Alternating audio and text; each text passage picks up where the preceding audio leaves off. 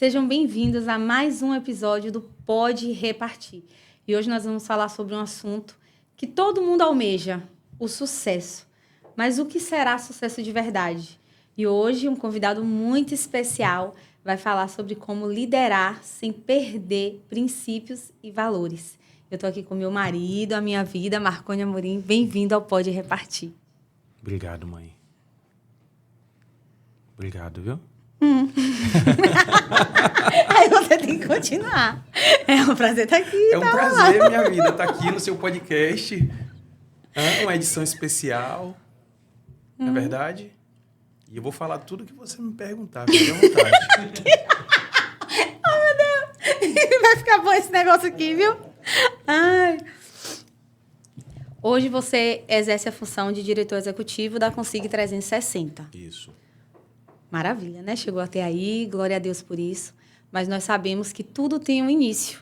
E até chegar no sucesso, vamos voltar lá no iniciozinho. Bem no início. Bem no início. Queria que você falasse um pouquinho pra gente como tudo começou, quando teve o primeiro start para você ser quem você é hoje. Tá bom. Então, normalmente a minha trajetória ela começa com a visão empreendedora muito baseado no que eu vivi antes até mesmo de conhecer o consignado, né? Então, eu posso dizer que quando o meu pai faleceu, quando eu ainda tinha 12 anos de idade, e por incrível que pareça, no dia do meu aniversário, quando eu aguardava o retorno dele para poder a gente comemorar aquele dia tão importante para mim, eu tive um filho de um colega do meu pai, do trabalho. Meu pai ficava aproximadamente a 1 quilômetro da nossa casa, o trabalho dele. E aí esse rapaz veio, ele me encontrou próximo da minha casa, eu ainda adolescente, com 12 anos de idade, brincando na rua. E aí ele me aborda, e aí... Marconi, deixa eu te falar. Seu pai acabou de sofrer um acidente na avenida onde ele trabalha. Ele estava no passeio para atravessar, para poder finalizar o dia, e infelizmente uma caçamba acabou pegando ele. E naquele momento, nas pernas, né? Naquele momento não entendia muito bem, com 12 anos de idade. Sim. Poderia ser algo tipo uma brincadeira, né? E normalmente adolescente costuma brincar mesmo. Mas quando eu subo na minha casa para poder falar com minha mãe tinha acabado de receber a notícia também. O irmão do meu pai estava com ele, né? E um tio de consideração.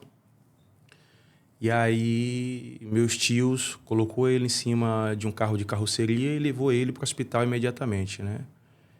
Ele, naquele momento, não estava sem vida ainda, isso próximo de meio-dia, quando aconteceu. Ele chega no hospital e os médicos começam a fazer ali a tentativa de recuperar, né?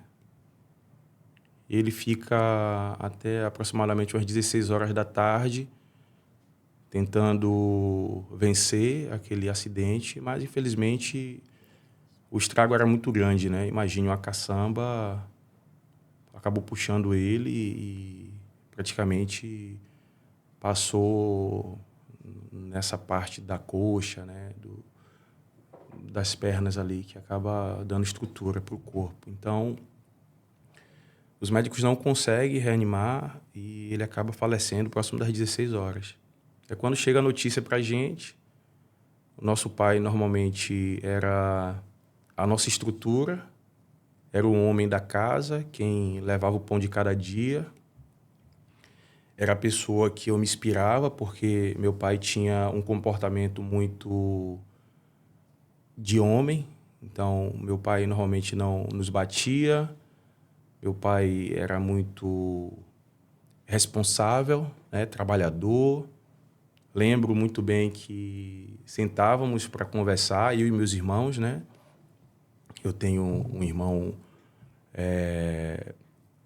com 2 anos mais jovem que eu e o outro com 4 anos. E a gente sentava para conversar, meu pai sempre gostava muito do diálogo, a gente conversava bastante e naquele momento eu me sentia sem meu ponto de referência.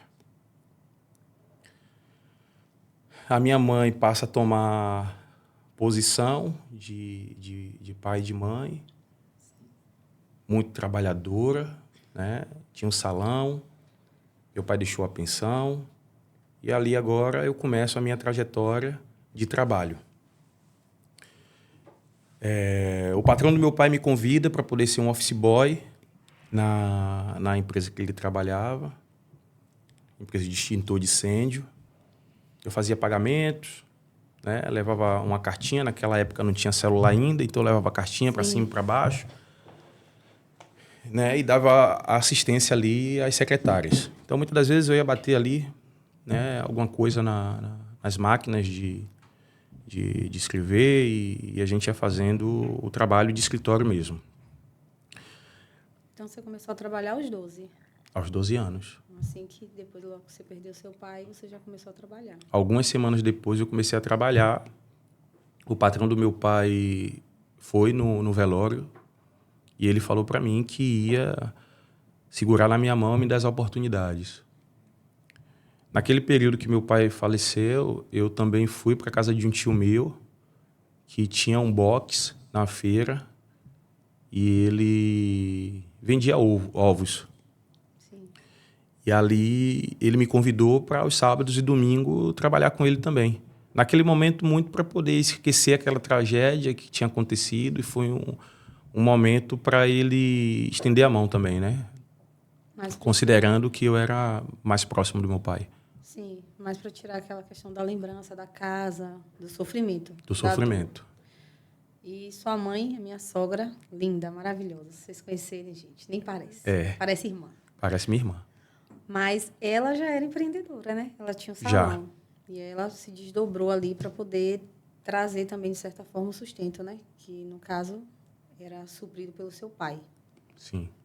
Além do salão, minha mãe, ela vendia picolé, ela vendia sorvete, ela vendia geladinho. Então, ela era empreendedora, mesmo sendo dona de casa. Exatamente. Você acha que sua veia empreendedora veio dela? Podemos dizer que sim. Podemos dizer que sim. Eu acho que essa veia vem da minha mãe. Por mais que ela não era empreendedora na rua, né? Mas ela empreendia dentro da casa, da nossa casa. Tenho que fazer alguma coisa para que Sim. tenha uma renda. Sim. Você começou a ter essa necessidade, então, desde cedo, né? Quando você começou a trabalhar, você entendeu que todo aquele trabalho trazia um retorno. Trazia o retorno. E eu que gostava de ter um dinheirinho para poder bancar as minhas coisinhas, né? Sempre gostei de ser muito independente, então eu gostava de trabalhar. Pois é. Lá onde você ficou, no extintor, né? Na empresa de extintores. Você ficou quanto tempo, assim, mais ou menos? Você lembra? Acredito que eu fiquei até os meus 15 anos. E no seu tio? Na feira, eu fiquei até a minha juventude. Então, sábado e domingo, eu normalmente estava na feira, né? Trabalhando com ovos ali. Então, me dava um cordão, eu amarrava uma tela de ovos como ninguém. Se me dá um cordão hoje, eu ainda lembro. Lá em casa, é ele que reconhece os ovos estragados. Se cair um ovo no chão, eu sei pegar ele com 2 pás de papelão e tirar o meleiro. Exatamente. E depois de lá, como é que foi? Você saiu, chegou na sua juventude e os próximos trabalhos e como essa veia empreendedora começou a ser aplicada na sua vida? Perfeito. Eu continuei ainda trabalhando muitos anos na feira, né? Era um trabalho divertido e você aprende muito a questão, vamos falar malandragem no bom sentido, né? Da venda. Então, da venda. Então, na feira, você é preparado para esse mercado de trabalho. E depois que eu tive essa experiência na feira, eu me sentia a necessidade de trabalhar de uma forma mais, como é que eu posso dizer, de escritório. Eu queria trabalhar no escritório de alguma forma, porque tinha alguns colegas do futebol que eu tinha amizade que normalmente estava bem alinhado, de camisa casual, gravata, etc. E eu tinha muita vontade de trabalhar naquele perfil, ao invés de trabalhar só na feira, normalmente de bermuda, de camiseta, da forma que a gente bem queria. E aí, conversando com um colega do futebol, ele falou, vou te apresentar a minha empresa, né, o chefe da minha empresa, porque possa ser que dê certo. Sim.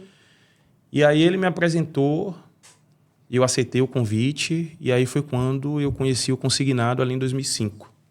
Em 2005. 2005. Há 20 anos. Quase 20 anos atrás, né? Dependendo do mês ali, Estamos no final do ano, né? 20 anos. poderíamos dizer 20 anos. Há 20 anos atrás você conheceu o Consignado, mas em qual área, né? Onde é que você atuava nesse ano aí que você começou a trabalhar? O que é que você fazia? Qual era a Perfeito. noção que você tinha? Quando eu comecei no Consignado, ainda muito analógico. Naquela época, a gente fazia o empréstimo ainda via fax. E os clientes não tinham o mesmo entendimento de consignado como é hoje. Sim. Então, o cliente procurava para poder entender como é que ele poderia fazer um empréstimo. E naquela época, a gente já com conhecimento explicava que desde 2003, né, foi sancionada uma lei que permitia o cliente aposentado e pensionista do INSS fazer um empréstimo com desconto em folha, sem que ele tivesse um carnê ou sem que ele precisasse pagar um boleto todos os meses. Então, a Dataprev rodando o empréstimo dele automaticamente descontava a parcelinha que ele comprometeu ali através desse recurso. Então, a gente explicava direitinho, os clientes normalmente gostavam de fazer as movimentações de comprar ou reformar uma casa, Sim. pagar uma dívida mais cara. Então, foi um momento de aprendizado, né, para os clientes, e a gente também automaticamente tinha a oportunidade de trabalhar como se fosse um banco, né, representando um banco. Então, era uma experiência legal. E muito no início ainda, né, em 2005. Sim. Então, em 2005, você trabalhava com vendas, digamos assim. Você vendia o consignado direto para o Trabalhava cliente. diretamente no balcão, atendendo o cliente, Venda direta, no caso. fazendo o cálculo da margem dele, explicando para o cliente quanto que seria liberado. A partir do momento que o cliente aceitava, eu explicava para ele, explanava ali quais os bancos que a gente tinha disponível, disponibilizava para ele o contrato, explicava qual taxa, quanto seria descontado. E aí, ele aceitando, eu disponibilizava para que ele pudesse fazer a assinatura e formalizava para o banco, normalmente via fax. Até ali você entendia que era o que você queria para sua vida ou você ainda estava conhecendo? Eu estava era só um encantado trabalho? com aquele trabalho, porque naquela época você tinha os bancários que tinham uma referência, né, assim, magnífica no mercado de alguém bem-sucedido, né, em um trabalho corporativo Trabalho de sucesso, legal, né? dentro de um banco. E ali a gente se sentia nessa posição como correspondente bancário, né? Trabalhava organizado e tal, então era muito bom. E a gente sentia satisfação em trabalhar daquela forma, por mais que fosse no início. Certo. Depois desse trabalho, você chegou a sair e fazer outras coisas além do consignado. Você saiu dessa empresa de consignado e foi fazer outras coisas. Fui, Trabalhou em outras áreas. trabalhei. Quando você retornou para o consignado? Depois de 2005, eu saí mais ou menos em 2007, fui fazer outras coisas. E quando chega em 2009, o meu irmão estava pretendendo fazer uma sociedade e abrir uma loja de crédito consignado. Ele que já vinha desde 2003, quando realmente foi sancionado a lei e permitiu essa possibilidade do aposentado e pensionista fazer empréstimo. E ele definiu sair dessa empresa que ele estava, depois de uma jornada de quase 6 anos, e ele começou a negociar, né, com essa pessoa. Eu que estava em outro negócio, não estava muito preocupado ainda em ter algo meu. Percebi ali os movimentos dele referente a essa sociedade E no caminhar das negociações, eu percebi que ele desistiu da sociedade por algum motivo. E eu que sempre fui muito pai dos meus irmãos, vamos se dizer assim, né? Que chamei a responsabilidade depois que meu pai faleceu. Eu fiquei muito preocupado com aquela situação. Eu tinha acabado de sair de uma empresa que, por conta própria, eu pedi para sair. Eu estava pegando os tempos de serviço na época. E aí eu chamei ele e Alan, vamos lá. Se você vai abrir uma empresa, eu vou entrar com você. E naquele momento não era pelo fato de eu querer ser empreendedor, e sim pelo fato de eu querer ajudar meu irmão. Você queria ser um apoiador, na verdade, um incentivador. Um incentivador dele. Para ele não desistir por conta da parceria que não deu certo, no caso. Na verdade, eu tinha medo de ele fazer besteira. Que ótimo, né? Graças a Deus, é uma sinceridade. O fato de eu ser protetor me levou a essa posição.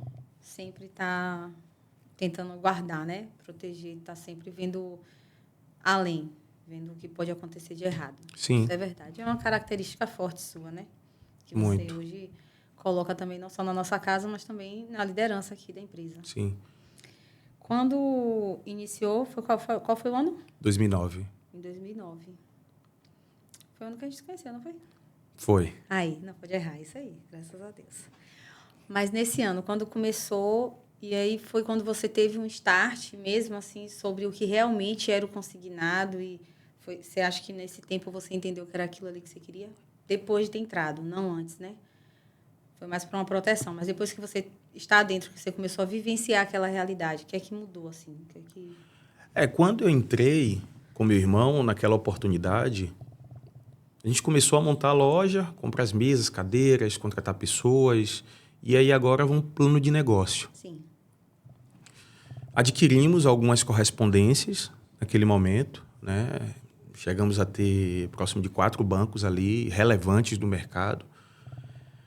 E depois desse plano de negócio montado, vamos agora buscar os parceiros. E quando eu começo a buscar esses parceiros, com as experiências que eu tive, principalmente na feira, quando eu vendia ovos no balcão, e cá eu vendia empréstimo no balcão também, só que para cliente, eu me sentia muito confortável na questão de fazer negócio. E aí, diferente do balcão com os clientes, eu agora poderia trabalhar com empresários que são lojistas, né? Então a gente foi para a rua, eu de um lado, meu irmão de outro. A gente tinha um back-office que nos dava esse suporte, essa retaguarda. E aí eu comecei a fazer negócio, né? Convencer esses lojistas a produzir conosco. Sim. Quando eu comecei a fechar os primeiros negócios e que eu percebi que eu tinha habilidade para aquilo, foi quando me veio a certeza de que eu estava no lugar certo e que era o que eu queria fazer até o final da minha vida. Foi quando você começou a ter contato, então, com essa área comercial. Sim. Quando você começou a ir para fora e fechar negociações e ver que você era um ótimo negociador, vamos botar assim. Um excelente negociador. E um excelente negociador. Sim. Vou até corrigir aqui a fala. Isso. Então, isso tudo aconteceu. Eu já sei a história, mas as pessoas não sabem. Então, a gente vai entrar nesse detalhe aí.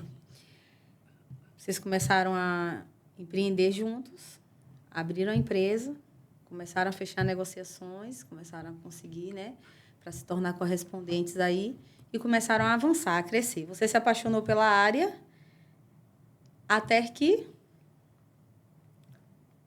Tá.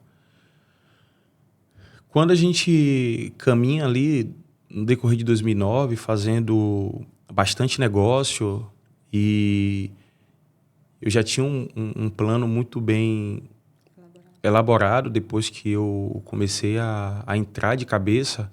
Sim. A gente fez um avanço aqui na região, principalmente do sul da Bahia, com alguns correspondentes que tinham as suas lojas e vendiam normalmente para o correspondente que tinha essa parceria com grandes bancos. eu percebi que dava para expandir. Então, a gente foi avançando no decorrer da Bahia, em outros municípios, da mesma forma para o estado de Minas Gerais e para o estado de Sergipe. A operação ela foi crescendo, a gente foi fazendo bastante negócio no decorrer da trajetória, e quando chega ali próximo dos meados de 2011, sem muita tecnologia ainda, temos a surpresa desagradável de um volume de digitação extremamente descompassado, que a gente não percebeu. E no final era aproximadamente 1,5 milhão de digitação de possíveis fraudes. A gente identifica aquelas possíveis fraudes que poderia ser um desastre no nosso negócio. Nós vamos até o banco para poder entender a gravidade, o que daquele montante era prejuízo e o que dava para recuperar. Quando eu recebo a notícia que tinha aproximadamente 1,5 milhão de contratos digitados com possíveis fraudes, naquele momento eu fico preocupado, mas eu não imagino o tamanho do estrago. Então, eu estava em Minas nessa época, no banco, em um dos bancos que eu representava, lá em Belo Horizonte. Então, eu volto para Ilhéus, onde a gente tinha a nossa matriz, e ali eu sento com o meu setor, né, de digitação, auditoria, para poder entender o tamanho da gravidade. A gente identifica de forma rasa ainda que era um prejuízo acima de 300 mil, considerando os contratos picotados, né, que os fraudadores foram digitando. E aí eu vou para Salvador, onde tinha a regional desse banco específico que eu tinha parceria. Aí eu sento lá com o regional e com o gerente comercial que me atendia naquela oportunidade, e eles começam a destrinchar ali o tamanho do prejuízo, né? Sim. Quando eles vão destrinchando, o prejuízo ele já acumulava próximo de 500 mil. A gente não tinha certeza absoluta ainda do tamanho do prejuízo. Eu volto, a gente começa a fazer todas as tratativas, né, jurídicas, e abrir BO e colocar, né, o policiamento para poder identificar, se conseguia identificar os fraudadores para poder tentar recuperar alguma coisa. O banco que eu tinha parceria começa a travar alguns pagamentos. Naquela época tinha muita questão da ordem de pagamento. O banco enviava o crédito para o banco de rede, que tinha as agências, né, nas cidades, e o banco recebia o cliente e, através da documentação do cliente, RG, ou uma documentação ali de identificação, liberava essa ordem de pagamento, sem ao menos o cliente ter uma conta, um cartão magnético ou uma conta corrente para poder fazer o saque. Então, existia essa movimentação no passado. Hoje, mais não. E aí, o banco vem até a mim para poder a gente fazer toda a apuração. No final das contas, deu aproximadamente 1 milhão de prejuízo. Aquele 1 milhão de prejuízo lá no final de 2011 representava um valor muito significativo, ao ponto de eu não conseguir sustentar a minha operação. Não tinha como continuar, no caso. Impossível.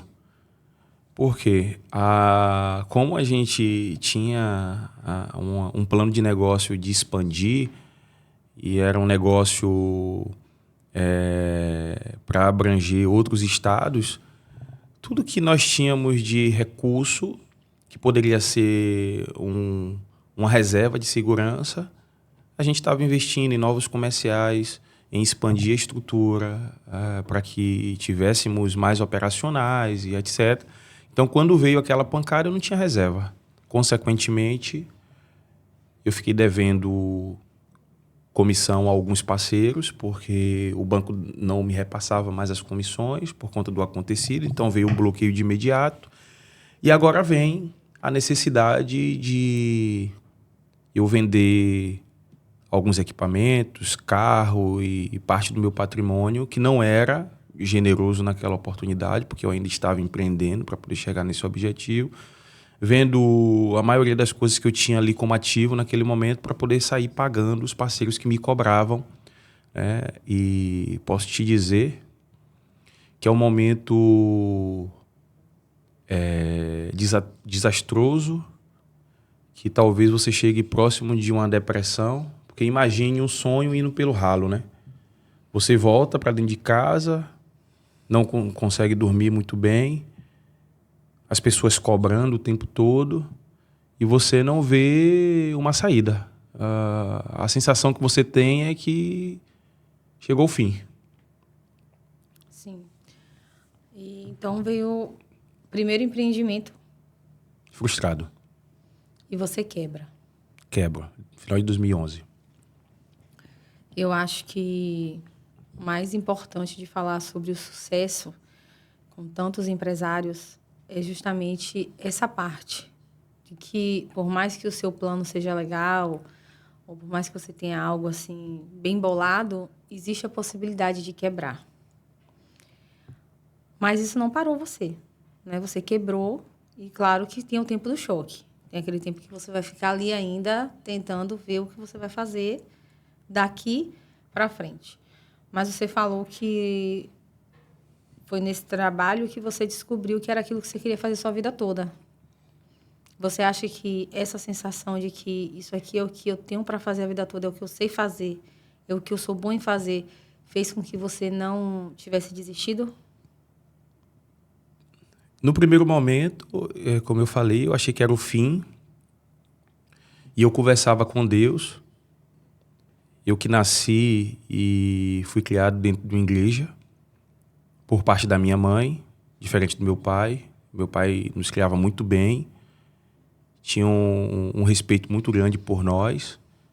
Como eu falei, não levantava a mão pra gente, era sempre na base do diálogo. O meu pai tratava a gente dessa forma. Mas minha mãe sempre me levava para a escola bíblica dominical.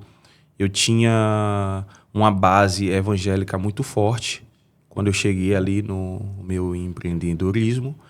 E aí eu conversava muito com Deus sobre aquela situação, né? O porquê aquilo estava acontecendo e o porquê Deus não conseguiu evitar aquele problema, né?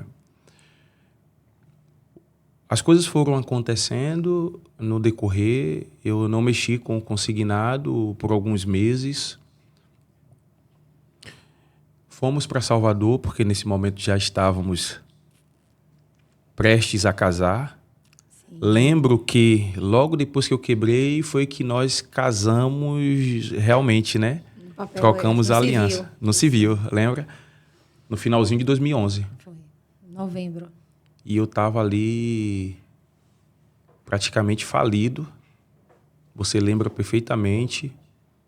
A gente morando num apartamento. Ainda não Só tinha cabia nossas nós crianças. dois. Entrava um, saía outro. Só cabia nós dois.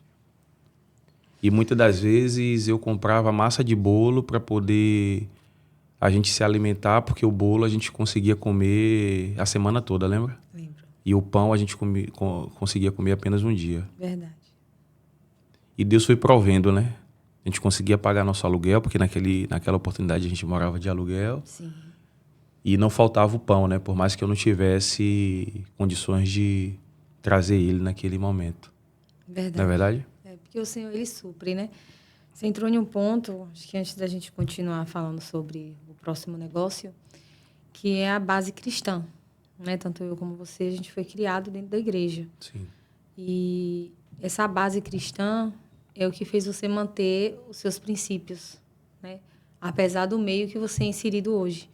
Sabemos que a realidade de um comércio, do comércio em si, mas do mercado, na verdade, o mercado financeiro oferece muitas vantagens e muitos atalhos. Verdade. E muitas propostas que vão contra alguns princípios, né, e valores que nós acreditamos e que você decidiu não quebrá-los. Você acha que hoje você está sentado nessa mesa, sendo quem você se tornou, muito por conta disso? por não ter quebrado esses princípios e valores? Sim. Os princípios e os valores, ele, para mim, é a base de tudo.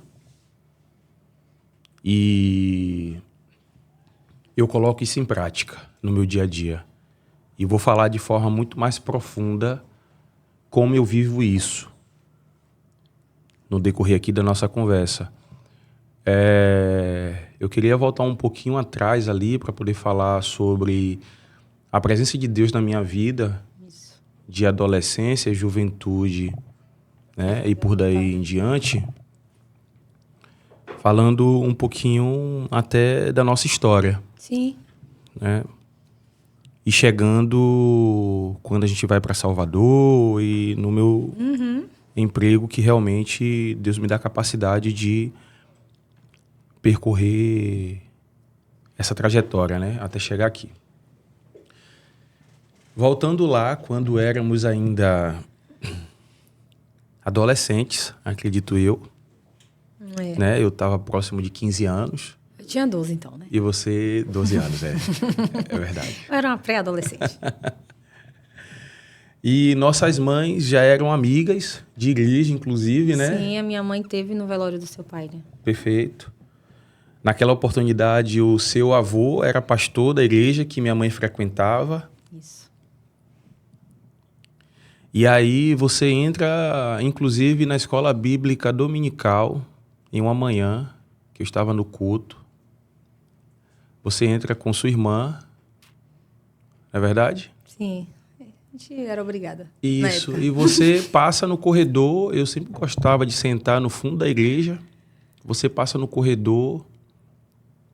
E aí eu olho para você. E eu falo com Deus sobre aquela menina das bochechas rosadas. Para mim, a mulher mais linda do mundo.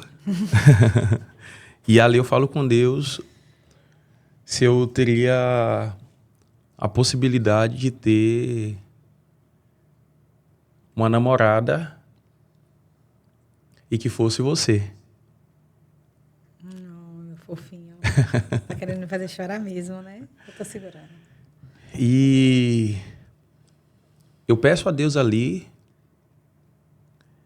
a resposta ela não vem imediata. E a gente se encontra, eu com 23 anos e você com 20 anos. Isso. Muitos anos depois. Então, uma conversa que eu tive na intimidade com Deus há muitos anos atrás, vamos lá, 8 anos atrás, quando eu tinha próximo de 15 anos, a gente se reencontra com 23, parecendo que já éramos namorados, não é verdade? Sim, verdade. Na casa de um colega em comum, em um churrasco. Os dois afastados da igreja. Estávamos afastados naquele momento. E aí a gente se diverte, conversa, come churrasco e tal. E à noite eu vou te levar em casa. Aí minha mãe, né, trancou a porta e me deixou na rua. Exatamente. E aí a gente começa a ter um olhar, né, realmente diferente. E ali é quando a gente se encontra, né? É. E Deus realmente me concede em namoro a menina das bochechas rosadas que eu tinha pedido a ele há 8 anos atrás. É, verdade. Acho que essa questão que você falou é interessante, né? Como se a gente já fosse namorado, é porque daquela noite não tinha mais, né? Você não era de namorar. Não é verdade. Não tinha namorada, não queria ficar amarrado. É, E eu também era um pouco, né, gelada, verdade. fria. Então, achamos que ia ficar no encontro do churrasco, né? De uma levada para casa, só que não foi assim que aconteceu. Sim, Quantos meses depois? Eu acho que uns 2 meses que a gente estava namorando, a gente já estava frequentando a igreja novamente, não foi? verdade. E aí... Saímos das baladinhas, das festinhas, das tudo, né? amizades, da bebida, de tudo, e começamos a frequentar a igreja. Acho que Isso aí. a gente tinha um mês, acho que a gente tinha feito um mês de namoro quando você falou comigo sobre o seu plano, né? Ah, nossa, se a gente continuar assim, a gente vai namorando. Com 9 meses a gente noiva, com 2 anos a gente casa. Foi isso aí. Eu sempre fui muito... Arquiteto mesmo, né? Minhas coisas Planejador. sempre foi muito planejada, né? Muito certinho, assim, né? O futuro, eu sempre gostei de olhar para o futuro como... Plano, na verdade, né? Você tinha um plano a longo prazo. Sim, Então, se chegar até lá, eu quero fazer assim, assim, assim.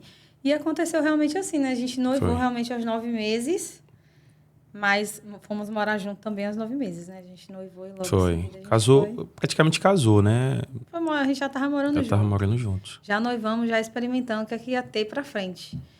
E mais casar mesmo no civil, que a gente não casou na igreja, né? Mas o casamento no civil aconteceu com 2 anos certinho que a gente estava junto. 2 anos, exatamente pouco tempo depois que eu tinha quebrado. E foi um dos motivos também. A gente priorizou essa questão de você ser um planejador e de você ser muito... Como é que eu posso falar? Não é calculista, mas você calcula os riscos. Não dá para casar de outra forma. A gente vai casar no civil. E a gente Isso aí. casou muito também por conta do que a gente crê. Sim, De estar correto diante do Senhor.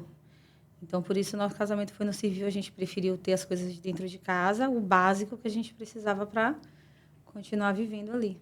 eu queria seguir a base bíblica que eu tinha aprendido até ali, né?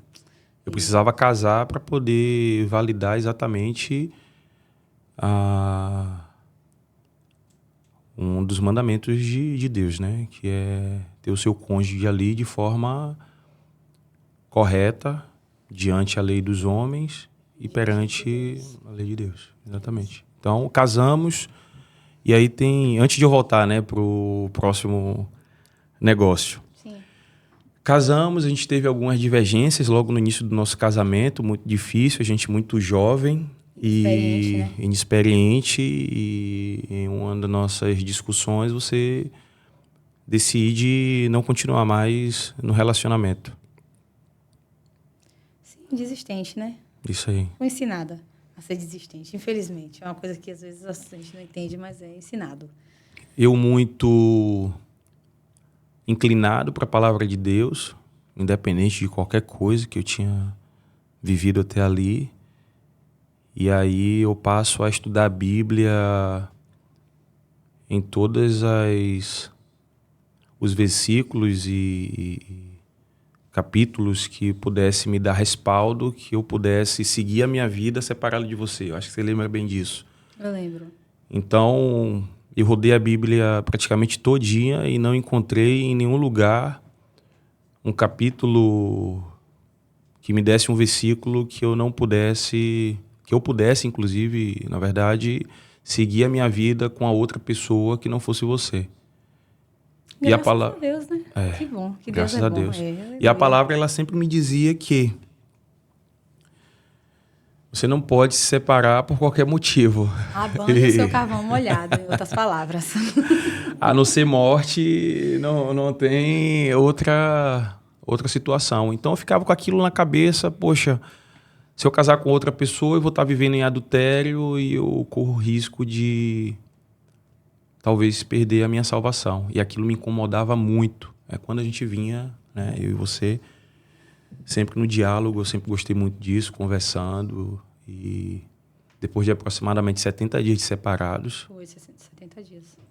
Certinho. a gente decide voltar ao nosso relacionamento e eu insisti bastante. Foi. Não só porque era a menina que eu tinha pedido a Deus. É que você que orou, né? Como eu não tinha orado, eu não tinha essa participação, não sabia. Inclusive, nessa época, eu ainda não sabia.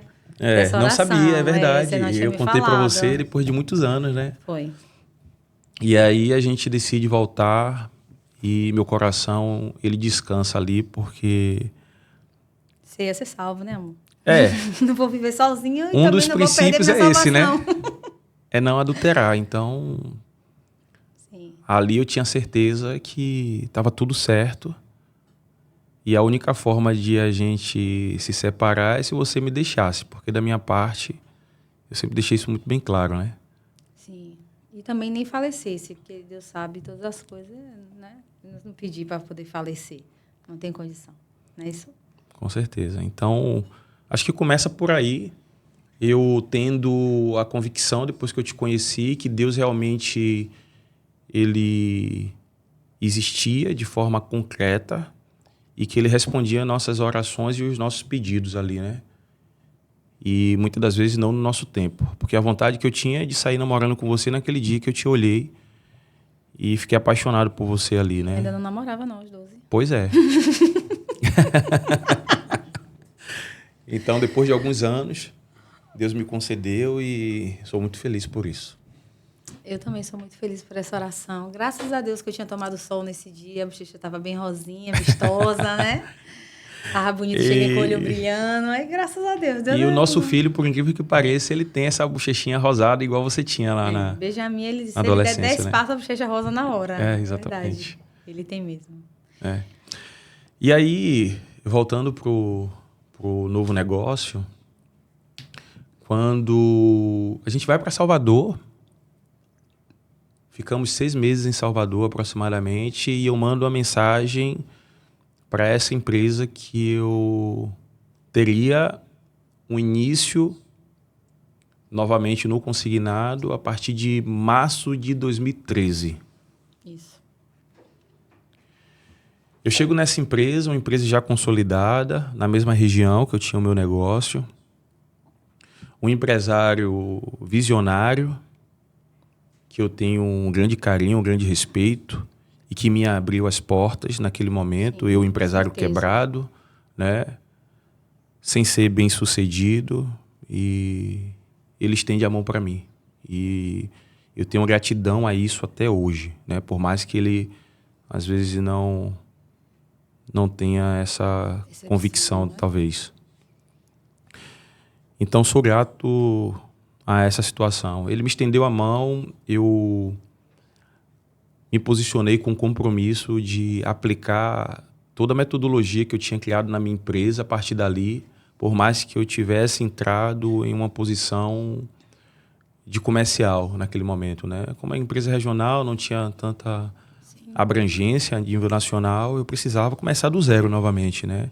Com certeza. E eu que tinha, entre aspas, perdido a minha credibilidade naquele mercado por ter quebrado, e você acaba não tendo tanto respeito pelas pessoas que estão à sua volta, né?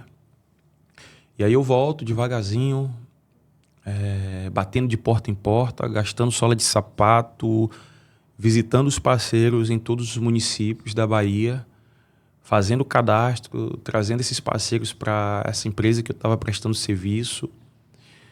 E foi quando eu percebi que eu poderia empreender nessa empresa nova que eu estava iniciando uma nova jornada. Eu passo o primeiro ano ainda tentando se recolocar no mercado, naquela posição diferente. As coisas começam a acontecer, essa empresa começa a evoluir em produção. Eu fiz algumas viagens com essa pessoa que me estendeu a mão. Em algumas viagens que a gente falou, eu falava muito sobre essa questão de eu ter sido um empreendedor frustrado e o fato de eu ter sido empresário, eu me sentia desconfortável naquela posição que eu estava, e ele, muito sensível, simplesmente abriu as portas da empresa dele para que eu, de fato, pudesse empreender no negócio dele, quando ele me dá a oportunidade de eu contratar uma equipe para poder eu gerir. E aí é quando eu começo a montar o time comercial. A gente não tinha uma produção muito relevante naquela oportunidade. Acredito que vendíamos próximo de 6 milhões depois, né, desses primeiros anos ali. Acredito que no segundo ano, mais ou menos, a gente já estava vendendo isso, 6 milhões. E aí ele me dá essa oportunidade, eu começo a contratar na Bahia. Logo depois eu começo a contratar em outros estados, Alagoas, Minas e por aí em diante. Na hora que eu menos espero, eu estou com uma equipe enorme, produzindo acima de 15 milhões. e podendo alavancar os estados que tinha a nível Brasil, considerando todos os estados, né, do Brasil, mais o Distrito Federal. A gente foi de forma escalada, né, pausadamente, sem nenhum tipo de, como é que eu posso dizer, ultrapassar as etapas. Quando chegamos em 7 anos de negócio,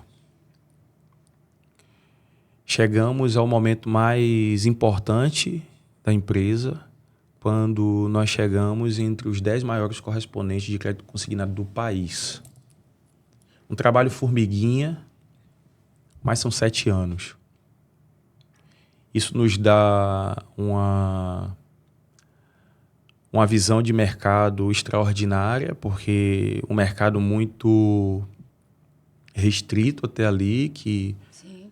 poucos correspondentes tinham, né, essa posição de estar entre os maiores do mercado.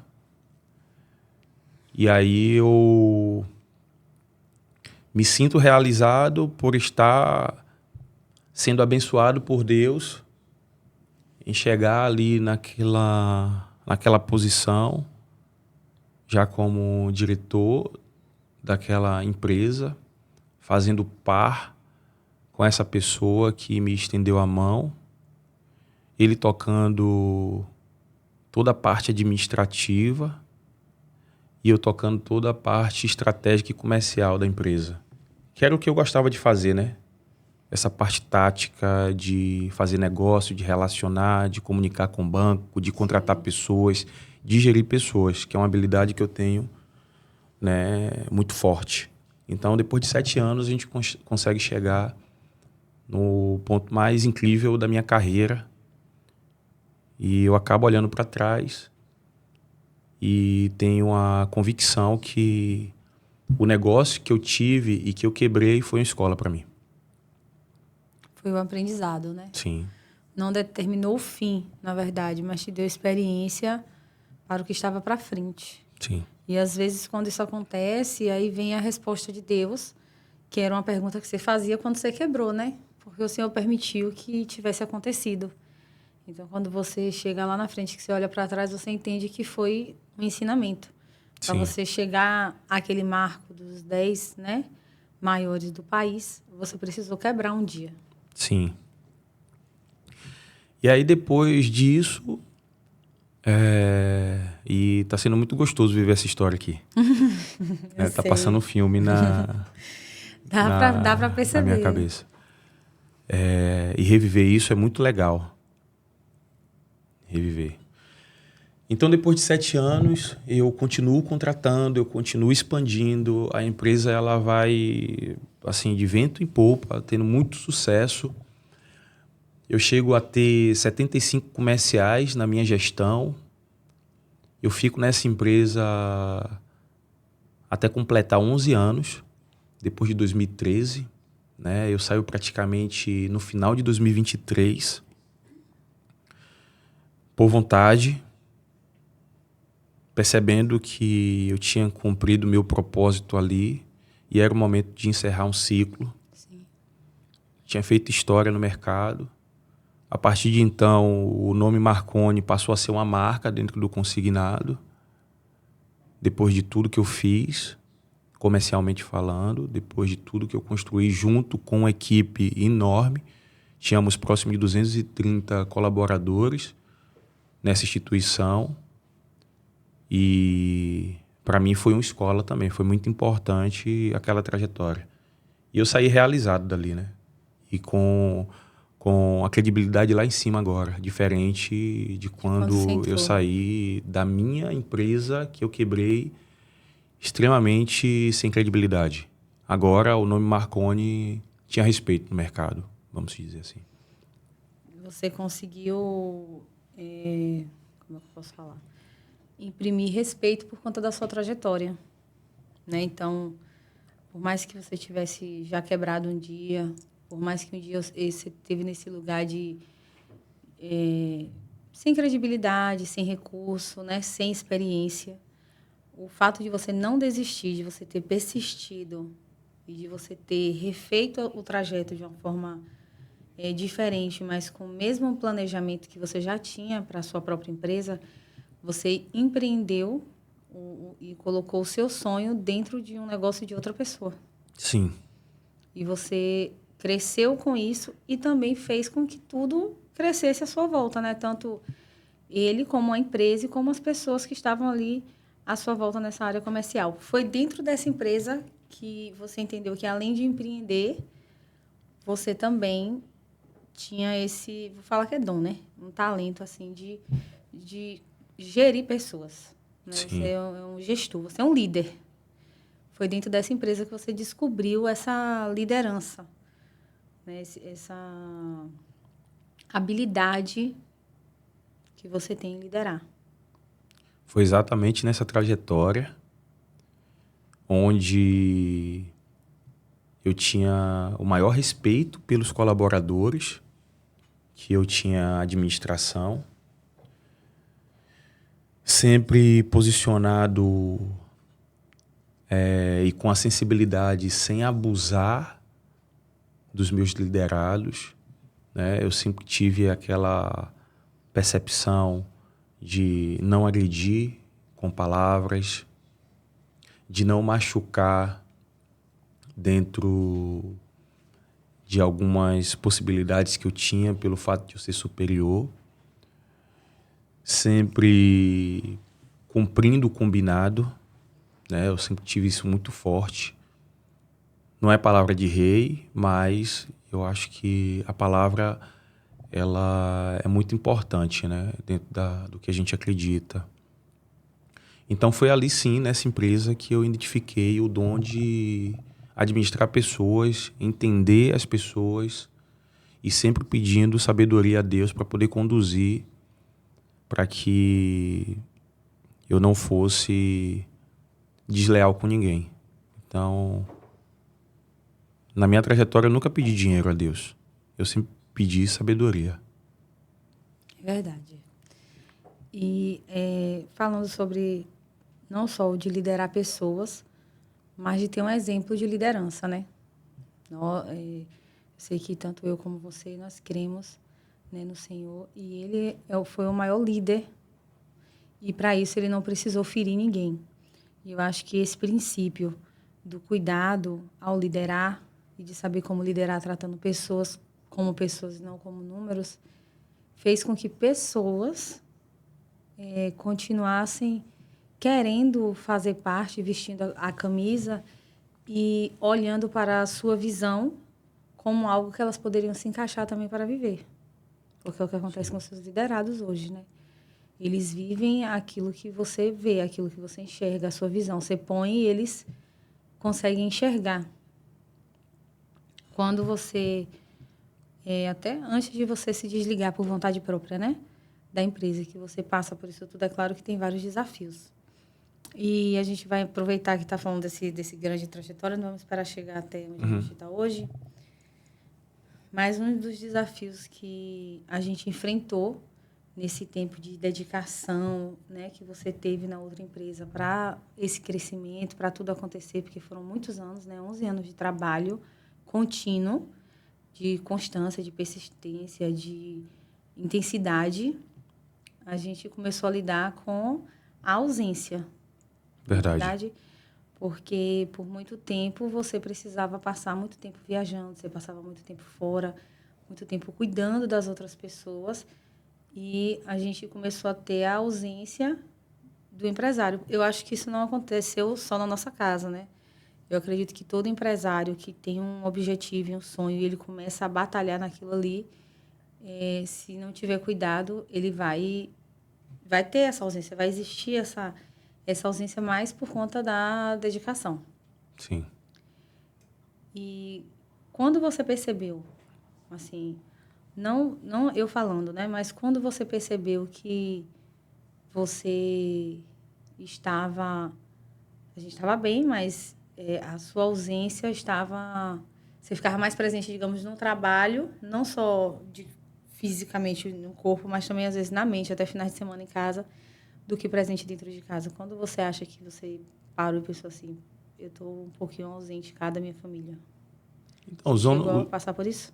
Cheguei, os anos foram se passando ali nessa empresa que eu fiquei 11 anos. E eu passava, às vezes, dentro do mês, 3 semanas viajando e 1 semana em casa. Sim. Então, a gente praticamente não dormia juntos, né? Dentro dessa jornada. Isso acaba distanciando qualquer casal, acredito eu. Né? E aí a gente foi se distanciando nessa relação de diálogo, de estar juntos, de conviver em família. Companheirismo, né? Sim. E isso foi um problema, né? Durante alguns anos. Por mais que a gente tivesse convicção que o nosso relacionamento ele tinha que ser até o final das nossas vidas, né? E, em primeiro lugar, sempre teve Deus no nosso relacionamento. Acho que por isso que sustentou até aqui. Porque nessa jornada que eu fiz ali, a família talvez era em terceiro lugar. E nas minhas prioridades tinha que ser em segundo. Depois de Deus tinha que ser minha família. E depois o meu trabalho. E o meu trabalho tomou essa posição durante alguns anos. E foi um dos motivos também que me levou a tomar essa decisão ali no final de 2023, né? Sim. A tecnologia ela foi avançando e eu entendia que o trabalho poderia ser híbrido e não mais da forma que eu atuava, né? Fazendo muito esforço braçal, viajando, visitando, como eu fazia lá quando eu comecei a minha empresa. E naquela oportunidade você já tinha uma tecnologia de redes sociais e, né, uma comunicação de outras plataformas que facilitava essa relação, né, com os parceiros.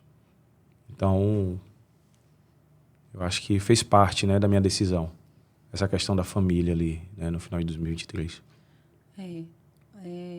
Nós demoramos um pouquinho para ter filhos, né? Eu quero falar um pouquinho sobre a família, para eles saberem. Muitas pessoas conhecem o seu nome, né? Depois que você saiu, o seu nome já era conhecido, você já é referência. E muitas pessoas sabem pouco porque somos muito reservados, né? Com a nossa questão da nossa família, do nosso relacionamento. E a gente prefere manter assim.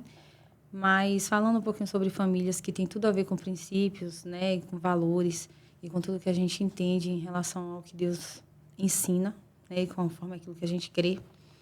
A gente demorou um pouquinho para ter filhos e Benjamin nasceu no ano de 2015.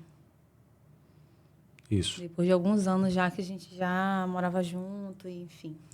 Eu já tinha passado por muitos momentos de tristeza justamente por conta de não conseguir engravidar. E eu acho que tem um testemunho que eu acho que é legal a gente deixar aqui, que é mais uma vez a mão de Deus assim sobre a nossa família. Benjamin tinha aproximadamente quase 1 ano, eu acho, porque a gente ainda não tinha ido para nossa casa própria. Mas quando a gente comprou o terreno para poder começar a construção, foi o ano que eu engravidei. Verdade.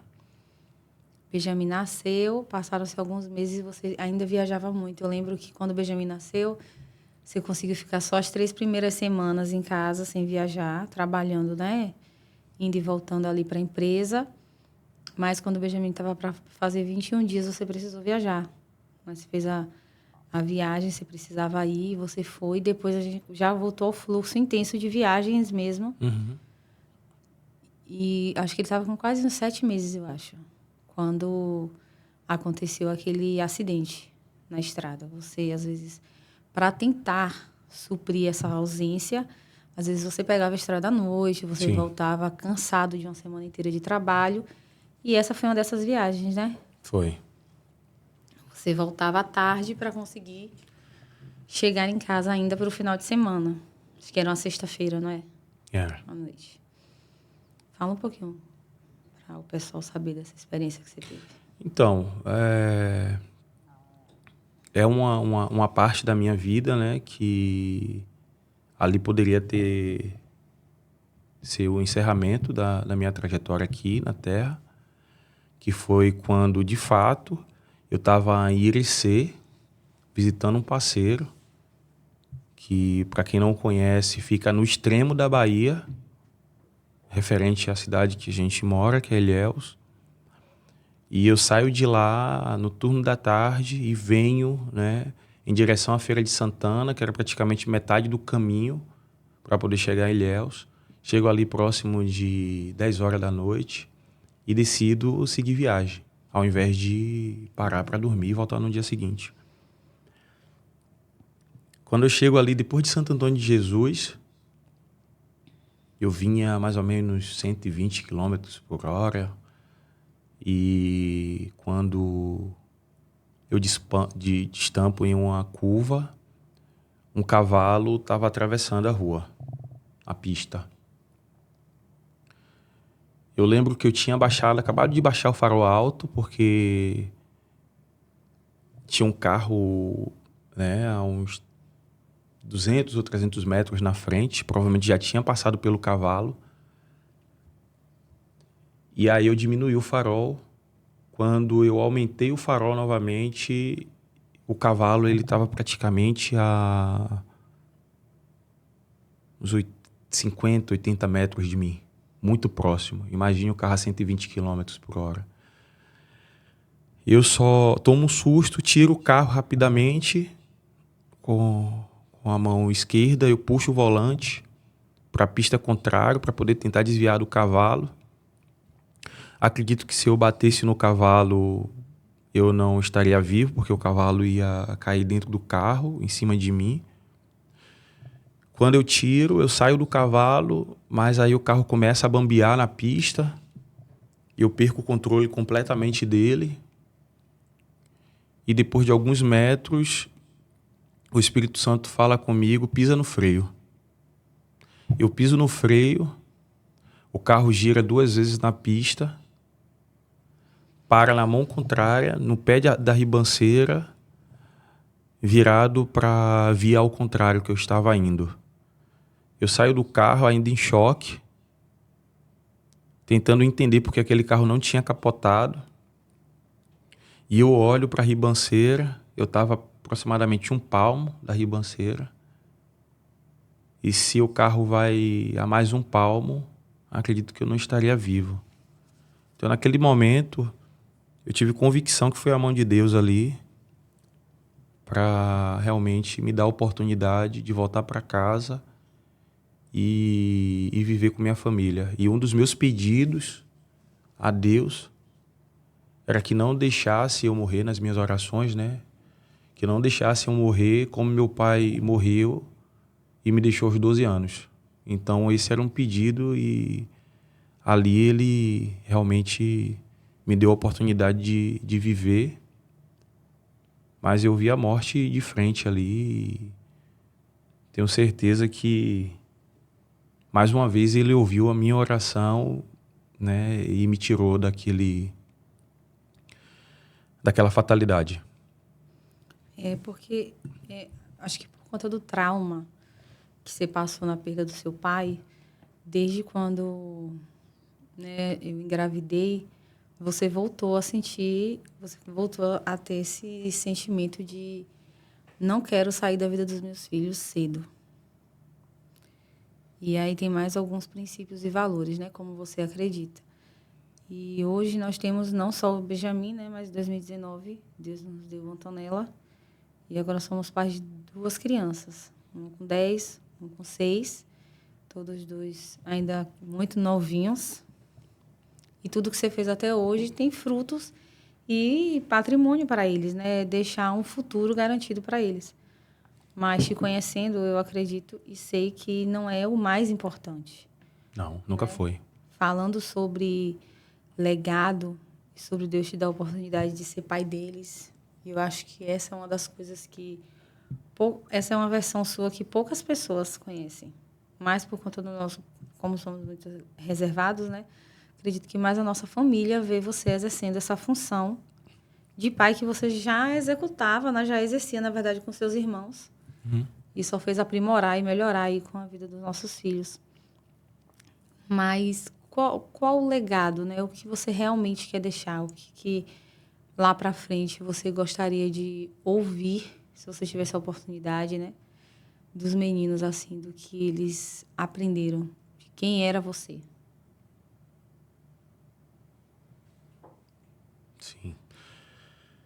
Então, a gente sabe que nossas crianças ainda não têm capacidade para poder entender tudo que aconteceu até aqui, né? E o quão eu me dedico à minha família, não só para poder dar uma garantia para o futuro deles, como também dar essa estrutura mental, essa estrutura financeira atualmente, e realmente dar garantia que eles vão ter um futuro brilhante, seguro, porque o pai deles realmente se dedicou e deu a vida para que isso acontecesse, né?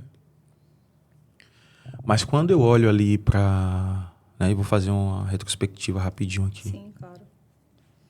Quando eu olho para aquela possível morte minha, naquele possível acidente, o primeiro ponto é: não tinha dinheiro do mundo que poderia me dar vida. Eu já tinha passado a experiência por ter quebrado. Então, ali eu já tinha entendido que o dinheiro não era o principal objetivo da minha vida. Deus me deu a oportunidade de viver. E normalmente a maioria das pessoas que tem esse tipo de situação acaba acontecendo, né? A partir dali eu decidi que eu queria me dedicar à minha família, ser uma pessoa extremamente relevante na vida das pessoas que passariam, né, por mim, e realmente deixar um legado baseado em princípios e valores. O meu coração ele não está atrelado ao dinheiro,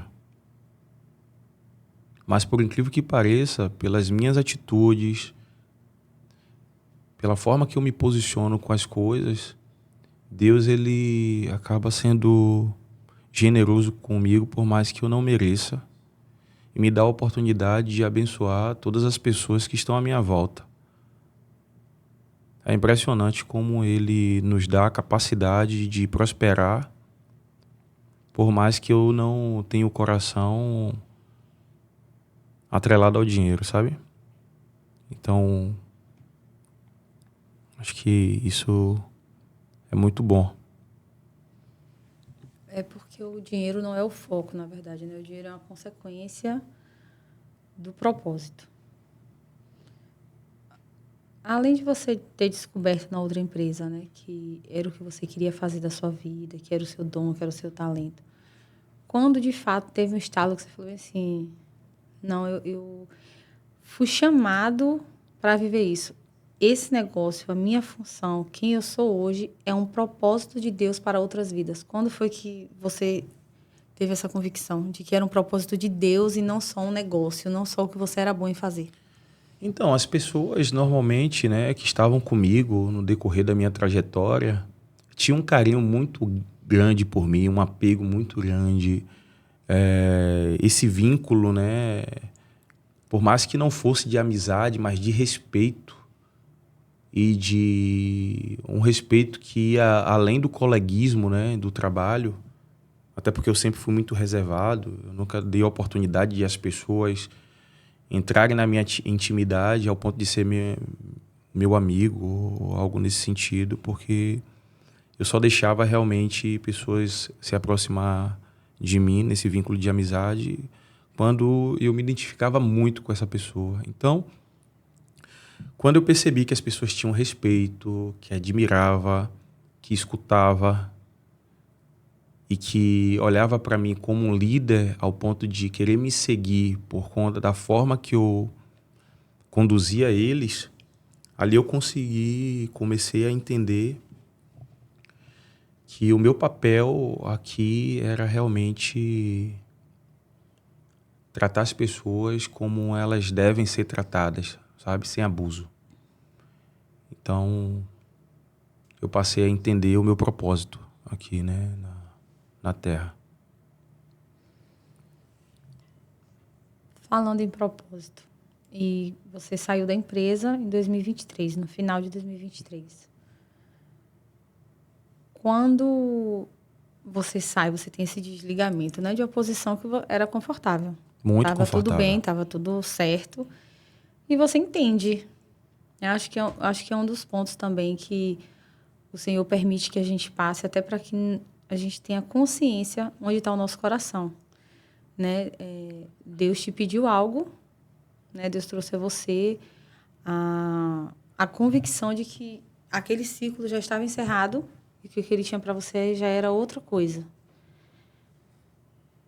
Como faz para você saltar, você que é um homem, família, provedor, protetor, que não é só a nossa casa, né? Mas o seu guarda-chuva alcança nossos familiares também, pessoas que a gente gosta e que a gente ama, e que você sempre está cuidando dessas pessoas e se importando.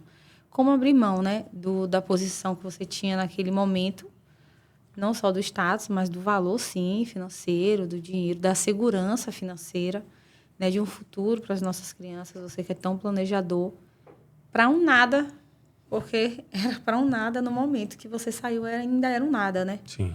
Ainda era assim, a gente não tinha um destino traçado, apenas uma convicção de que era o momento certo de fechar aquele ciclo. Como você identificou, lidou com isso, e como foi para você tipo assim, não, então tá, eu vou fechar mesmo sem saber o próximo passo. Então, eu acho que tudo está muito atrelado ao propósito de Deus na minha vida. Acho que começa por aí. Eu comecei a ficar incomodado, como você falou muito bem, eu estava muito bem posicionado. O meu nome já era uma marca no mercado, por tudo que eu construí junto com, né, esse sócio fora do papel que eu tinha. E uma equipe maravilhosa que eu tinha ali no meu guarda-chuva e tudo indo muito bem. Mas Deus começou a me incomodar, que eu precisava fechar o ciclo por diversos motivos, inclusive o que eu falei relacionado à nossa família. Eu tomo uma coragem, né, por conta de algumas circunstâncias, inclusive que aconteceu, né, corporativamente falando, dentro da nossa estrutura, que envolve outras pessoas. Então, algumas situações me levou a tomar a decisão de encerrar o ciclo ali no final de 2023. Conversei bastante com Deus em oração, conversei bastante com Deus na minha intimidade, e você me conhece, você sabe que eu não sou de estar em público em oração ou me posicionando dentro da minha religião. Você sabe o quanto eu sou fiel aos meus princípios e valores, mas o quanto eu sou reservado, né, dentro da minha religião. Então decido sair confiando em Deus, mas com medo pelo fato de sermos, né, uma pessoa de carne e osso, né? Mas Deus tinha uma promessa de realmente fazer um novo negócio onde eu pudesse conduzir pessoas, onde essas pessoas pudessem ter um ambiente seguro, confortável e que eles pudessem ser felizes e ter paz. Por mais que eu não tivesse visão desse futuro, do que aconteceu aqui depois de 2 anos, Deus me dava a segurança que Ele iria prover, que Ele iria honrar e que eu poderia sair porque as coisas iriam acontecer. E aí é quando eu começo essa nova trajetória, eu que já vinha conversando com o meu novo sócio, e ele, uma pessoa extremamente iluminada, quando me viu, a gente praticamente que, né, se olhou e é como se tivesse... Já era para ter acontecido. Né? Para ter acontecido. No primeiro encontro, a gente já se gosta muito. É como se a gente já se conhecesse há muitos anos.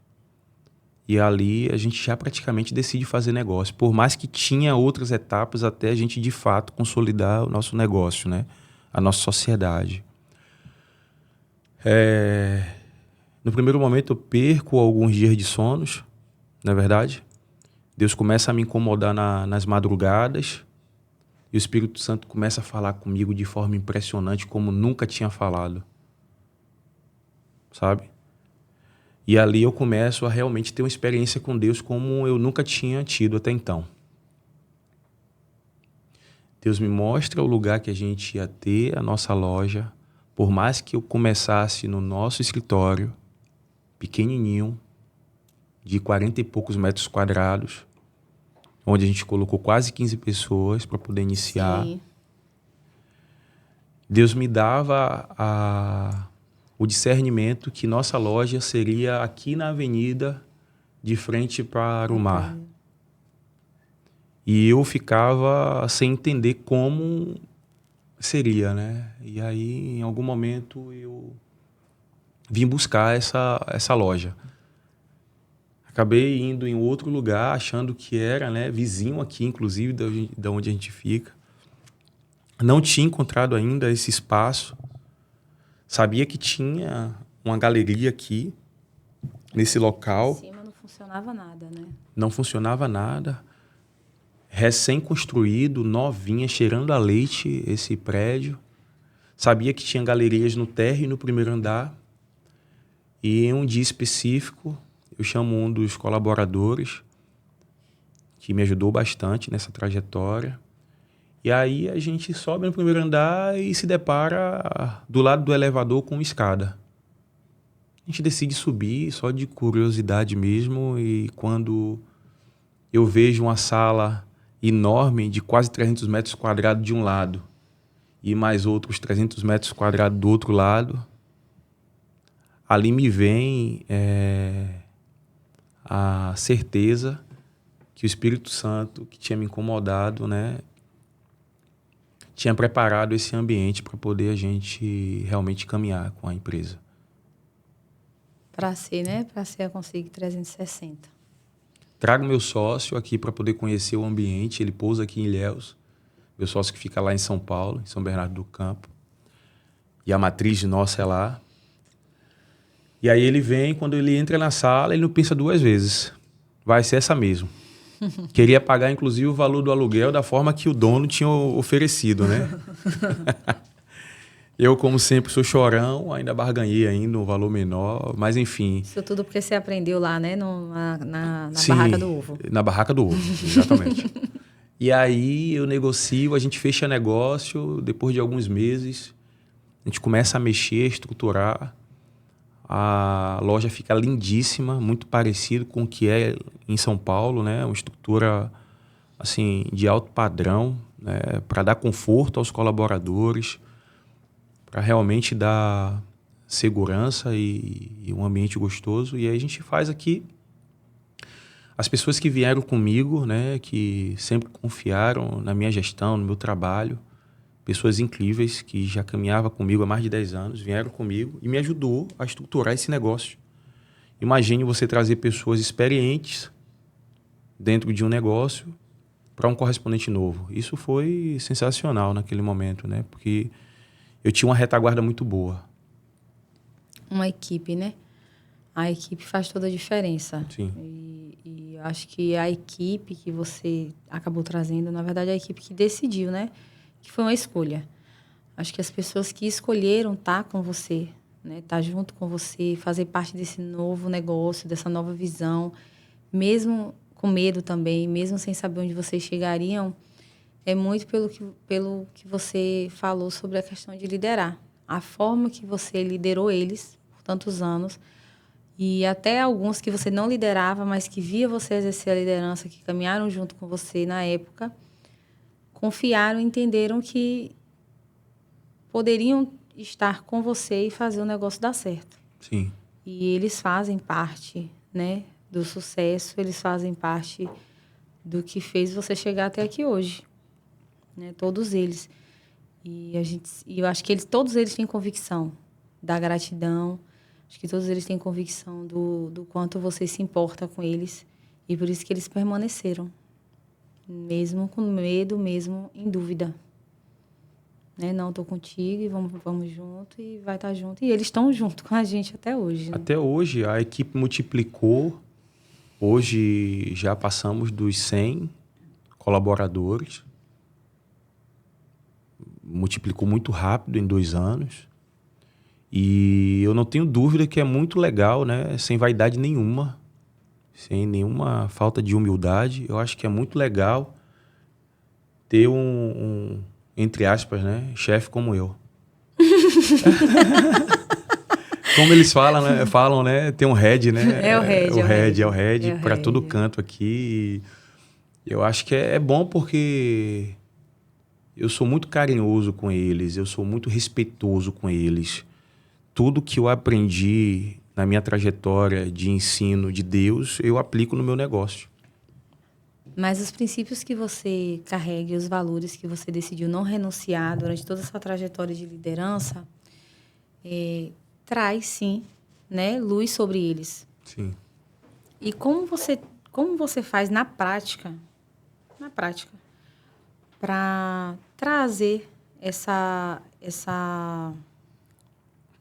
Como é que eu posso falar? Não vou falar nem fé, não, mas como você faz para imprimir neles, né? Para trazer neles assim, não é isso aqui é o que eu creio, né? É a minha visão, é o que Deus tem para mim.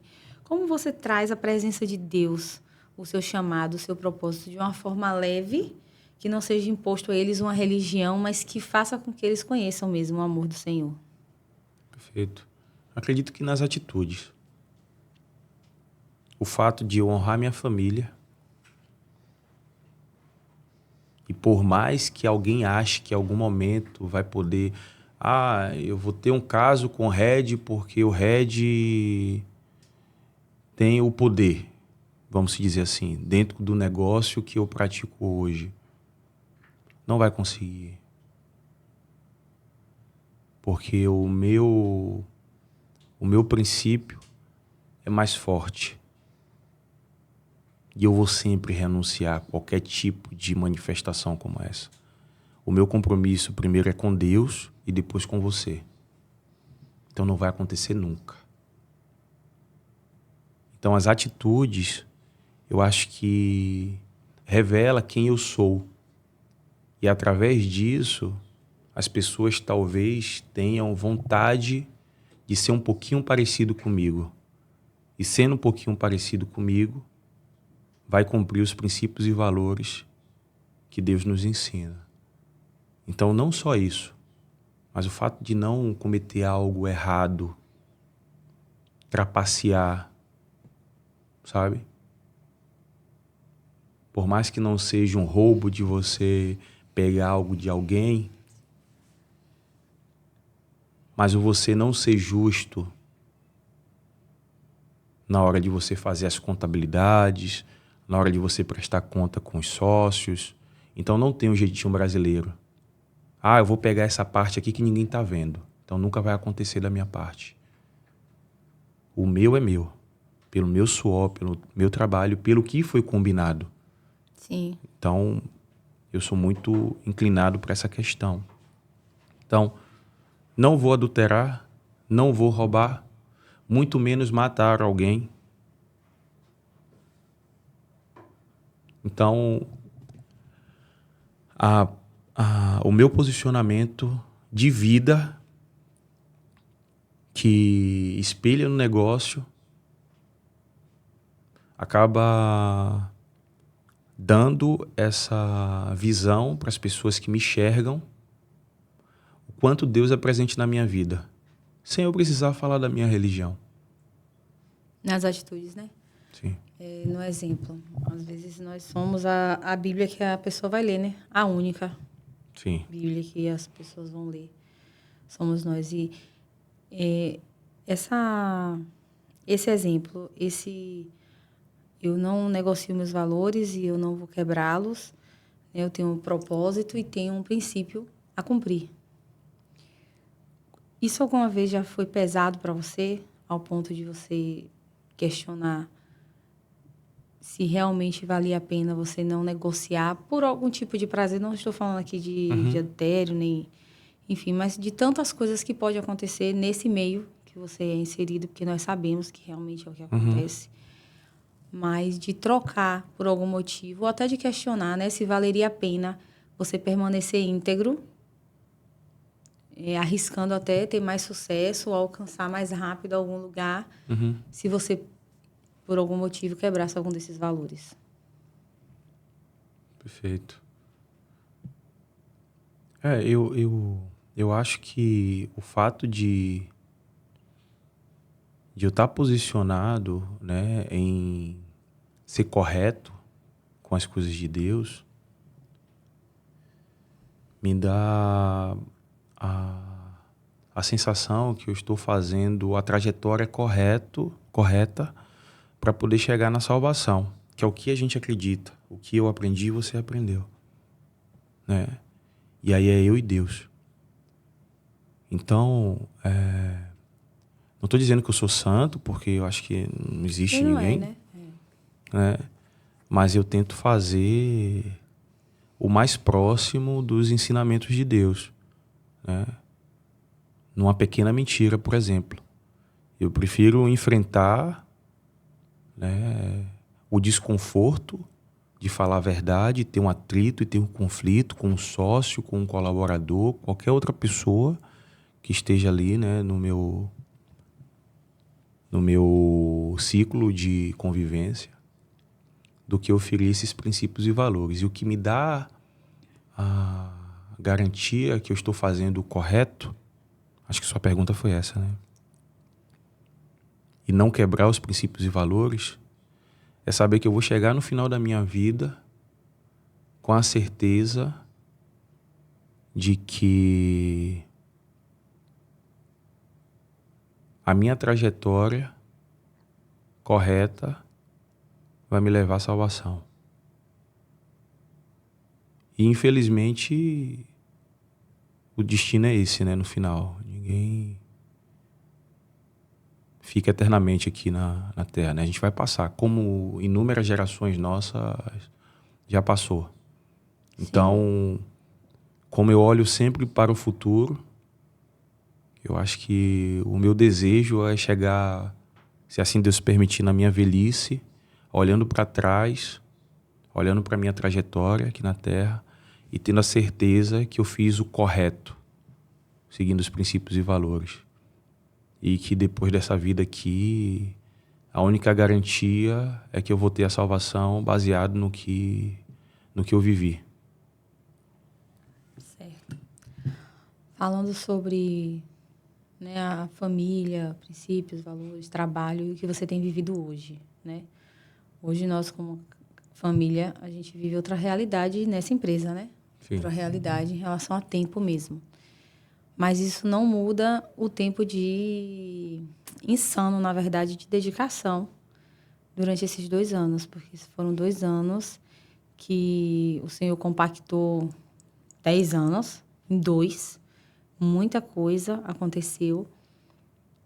Você está mais presente, porém você está trabalhando muito ainda, né? Trabalhando mais. Trabalha muito mais. E sem parar, não tem dia de domingo, Sim. Não tem férias, não tem feriado, não tem dia, não tem noite, né? Para você estar sempre com a cabeça funcionando para fazer a engrenagem continuar rodando.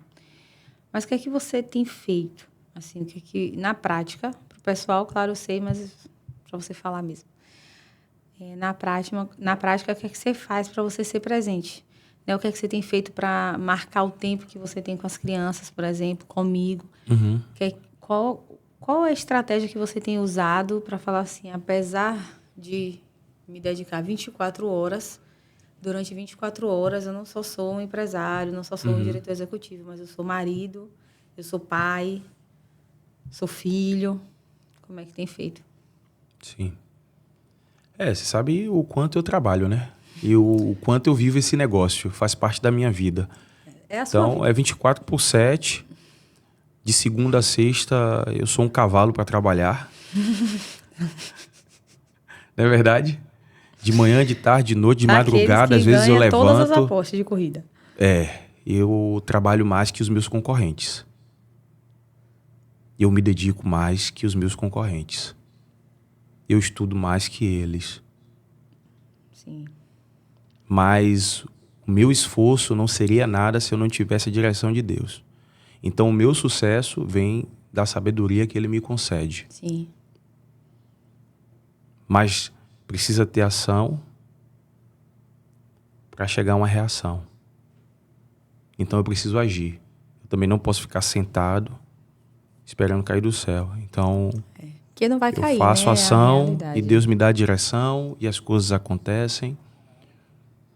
E eu acho que o conciliar, né, como é que eu posso dizer,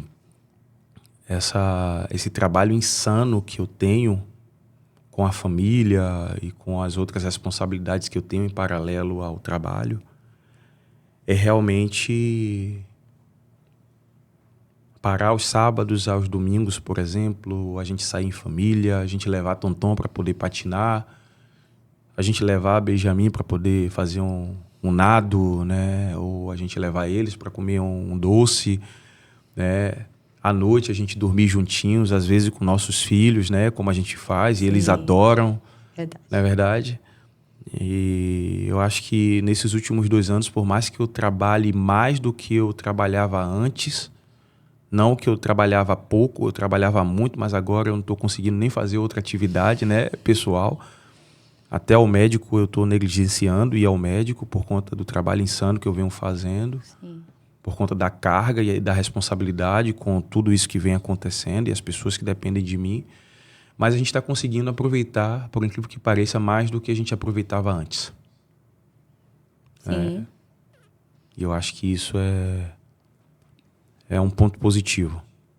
Preciso melhorar, mas a gente está mais próximo, graças a Deus. Eu acho que a gente está mais próximo, mais íntimo, a gente conversa mais, né? Você consegue compartilhar mais. Está mais leve, vamos falar Sim. assim.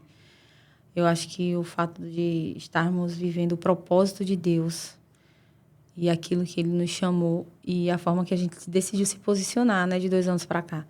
Tanto você na posição do que Deus te chamou para ser, como eu na submissão da missão que Deus te confiou. Sim.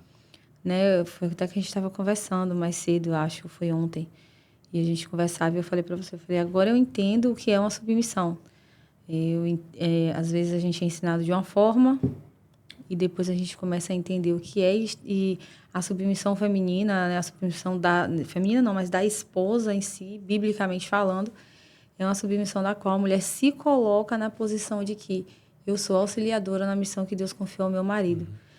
E não existe nenhum desmérito nisso, né? Não existe nenhum tipo de erro nisso. Muito pelo contrário, eu comecei a colher frutos de forma diferente e comecei a ter mais alegria e contentamento ao entender que o consignado é a nossa vida, é a realidade da nossa família, é o nosso negócio, né? É o futuro dos nossos filhos, né? O que traz o pão para a nossa mesa, é o que faz com que a gente ajude os nossos familiares também. É a garantia das crianças. E quando eu me posicionei assim, ficou mais leve para mim. E eu acredito, né? Percebo também hoje, por conta do nosso relacionamento, que ficou algo mais leve para você. Porque hoje a gente compreende, hoje a gente conversa. Hoje eu entendo mais de consignado do que nos últimos anos que você fazia parte, eu não entendia nada. Não sabia nem o que... Se falasse em INSS, eu já ficava, não sei o que é. Não é verdade? Não sabia o que era nada e hoje eu entendo muito mais de como funciona, até da nossa tecnologia, da plataforma, a troca que a gente tem hoje, que acontece hoje, eu acredito que é muito por conta que decidimos nos posicionar no mesmo propósito, mas não mais como é que eu posso falar? Em pistas opostas, né? Mas hoje eu ajudo você em uma corrida, em uma única direção, sabendo que eu tenho convicção que você está onde Deus te chamou para estar. E que você está fazendo aquilo que Deus criou você para fazer. E isso tem sido o meu contentamento, apesar de você trabalhar que nem um cavalo, corrigindo você de segunda a segunda. Né? Só para corrigir, porque também a gente também não pode passar um pano quente aqui do nada e dizer que é de segunda a sexta, que isso não é uma realidade. É verdade. Apesar que tem outros pontos, né? Hoje, acho que o fato de você também trabalhar aqui em Ilhéus, de não viajar tanto, tem a questão do dormir, né? Que a gente tinha conversado, você já tinha falado mais cedo, de dormir, de levar as crianças na escola. da música da Disney que toca ali enquanto você dirige com as crianças. Eu acho que são coisas que têm marcado eles da nossa viagem rápida, né? Que as viagens que a gente faz em família tem que ser curtinha. É verdade. É 3 dias, 4 dias, mas são 3 dias, 4 dias que as crianças ficam ansiosas para a próxima 3 dias, 4 dias. E quando a gente volta a viajar, a primeira coisa que eles fazem é que lembram É verdade. da viagem anterior. É. E eu acredito que isso é você se desdobrando. Eu sei que você sente, né? Se eu estou perdendo alguma coisa por conta do trabalho, mas que hoje se torna mais leve, né? Por conta da compreensão. Até eles, eu acho que já compreendem mais que o pai, ele trabalha que nem um cavalo de segunda a segunda. Não é verdade? É verdade. E hoje, vamos falar aqui da Consigo 360. Agora, dia 31, a gente inaugurou a segunda parte. E mais um sonho, mais uma palavra de Deus que se concretizou. Era uma palavra, né? Era uma direção. E agora a gente está sentado no que foi concretizado de uma palavra do que Deus liberou. Sim. De uma certa forma, existe uma responsabilidade quanto a tudo que você está vivendo hoje. E acho que por isso que você se dedica e trabalha tanto. Como você consegue lidar com esse peso? Não o peso ruim, mas o peso da responsabilidade. Então, eu acho que quando a gente divide essa carga com pessoas importantes e que são ajudadoras, né? Eu tenho sócios, eu tenho pessoas líderes que tocam esse negócio junto comigo, a carga já fica mais leve. Mas quando a gente deposita toda essa carga na mão de Deus, o fardo ele fica muito mais leve, sabe? Então, eu acho que eu consigo dormir bem à noite, diferente de números correspondentes, sabe? Então, a diferença talvez esteja aí. Onde Eu está? durmo com a certeza que Deus ele vai me dar direção para as resoluções dos problemas e vai me dar sempre uma estratégia para poder tocar esse negócio, sabe? E essa confiança, né? Essa certeza de que Deus está no negócio e que Ele vai te dar todas as direções para você conseguir avançar, para você continuar trazendo soluções e vivendo essa realidade. Como você fica mediante um silêncio? Porque você orou e Deus ficou 8 anos em silêncio até você finalmente dar o primeiro beijo na bochecha rosada. Mas hoje no negócio, como é que você tem lidado se Deus ficar em silêncio com alguma coisa que você esteja passando ou alguma mudança de mercado? Então, Deus ele sempre traz a provisão, né? Deus ele sempre traz a provisão. Então, por mais que a resposta não venha imediatamente, eu sei que ele vai suprir em algum momento a minha deficiência, a minha dificuldade, a lacuna que o mercado está trazendo e vai me dar a clareza do caminho que eu devo seguir ou a decisão que eu preciso tomar naquele momento. Então, eu descanso no Senhor, de fato, porque eu sei que Ele vai prover. Você acredita que esse descanso e essa certeza da provisão é porque o seu espírito, né, ele tem convicção de que esse negócio é do Senhor e você só está administrando? Certeza absoluta. É quase impossível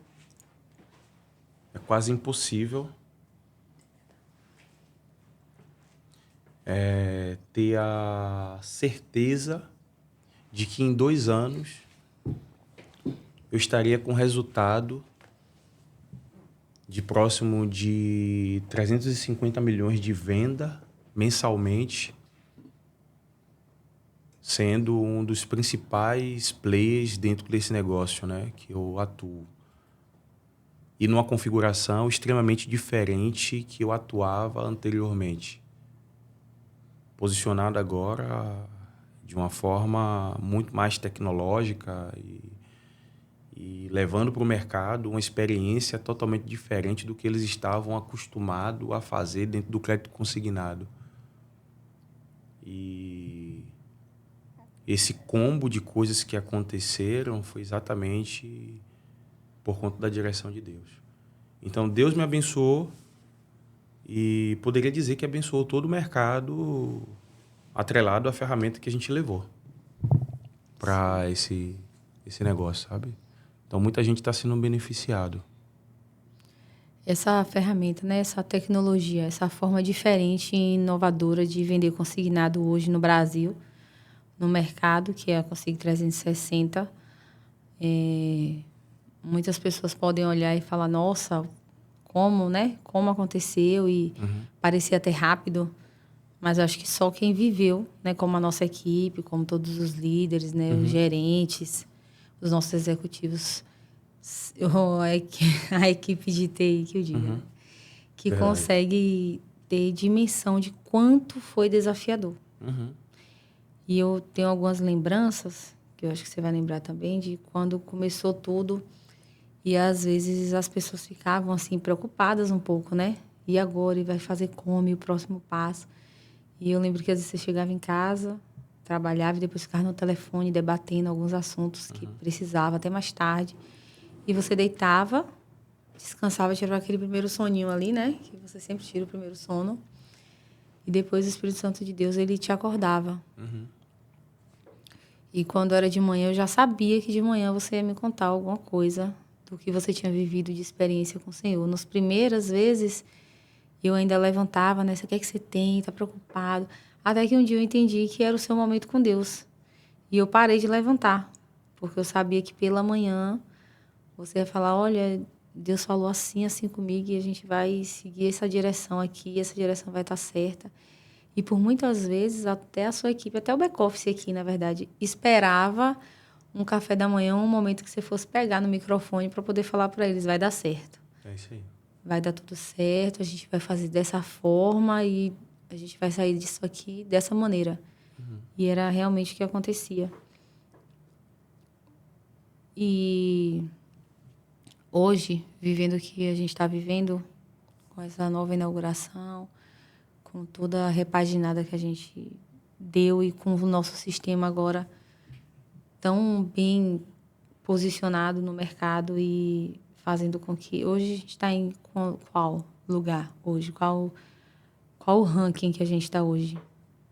Então, hoje eu não me vejo mais como correspondente bancário, porque a gente está levando uma tecnologia que dá oportunidade dos correspondentes bancários que poderiam ser possíveis concorrentes utilizem para poder agregar valor ao negócio deles. Então, mas se eu me posicionasse como correspondente, talvez seria o terceiro em produção, considerando os maiores correspondentes de crédito consignado do país. Mas eu não me posiciono mais dessa forma, então eu descaracterizaria esse posicionamento, sabe? Porque o ranking não é mais importante. Não. Eu acho que foi realmente a inovação, né? A inovação que a gente decidiu seguir, ver, entender e colocar em prática. Sim. E trabalhar e fazer ela funcionar. Porque o que faz funcionar realmente é o trabalho, né? A dedicação de todas as pessoas que pegaram uma visão e falou, vamos junto e vamos nessa. Queria que você falasse um pouquinho sobre o 360 para a gente, né? Acho que algumas pessoas não entendem ou não conhecem ainda a nossa plataforma, mas a Consig 360, né? O nascimento dela, o propósito e o que é que ela tem mudado, né? Não só na nossa vida, na nossa família, mas também todas as pessoas que fazem parte dela hoje, né? Eu acho que o Consig 360 nasceu de uma ideia ainda embrionária de um dos meus sócios, que já tinha caminhado comigo anteriormente, durante 7 anos, e que eu fui pescar ele muito acreditando que essa era uma ferramenta que poderia ser inovadora no mercado, né? Então, a gente começou também de forma bem rasa a construir. Essa ferramenta foi ganhando corpo e se tornou o que é hoje, né? É uma ferramenta que agrega valor no negócio de qualquer pessoa pela facilidade de se vender ela, né? Com toda uma inteligência por trás. Então, a ferramenta hoje é talvez um propulsor para inúmeras empresas que estão utilizando ela. Mas nenhum tipo de grandeza, né, sobre minha vida através dessa ferramenta, sabe? Acho que a ferramenta é uma conciliação de inúmeras situações que levou a esse acontecimento. E eu acho que sempre direcionado por Deus, sabe? Certo. Agora vamos fazer uma... Fiquei com vontade. Eu lembrei dos programas de antigamente, me deu vontade. Beleza. Vamos fazer um bate rápido aqui. Bora. Tipo, uma pergunta e uma palavra. Bora. Deus. Tudo. Família. A família é o meu alicerce, é a minha estrutura. Então, com Deus na minha família, eu vou até o final. O que é sucesso para você? Eu acho que o sucesso é você ter paz, é ter tranquilidade, é você conseguir respirar, viver e chegar segunda-feira para trabalhar com a certeza que aquele ambiente é um ambiente saudável, né? Eu acho que paz, nesse momento, me transcreve o que é sucesso. Muita gente vai dizer que o sucesso é o dinheiro, que é a fama, mas eu acho que a paz seria a palavra que eu consideraria o sucesso. Hoje você se considera um homem de sucesso? Eu tenho muita paz. Dinheiro. O dinheiro é necessário para a gente viver no mundo capitalista. Medo. Eu tinha muito medo de morrer antes de eu ter passado por aquela experiência quando eu girei o carro na pista depois de desviar de um cavalo. Hoje, mais não. E tendo a certeza para onde eu vou, então não tenho mais medo assim. Não tem medo de nada, então. Então, possa ser que eu tenha medo de alguma coisa ou outra, porque é normal, né? Mas, Tipo, um aparecer, né? Aí uma onça aí vai dar um medinho. Você daria um medo grande. Um sonho. Sonho.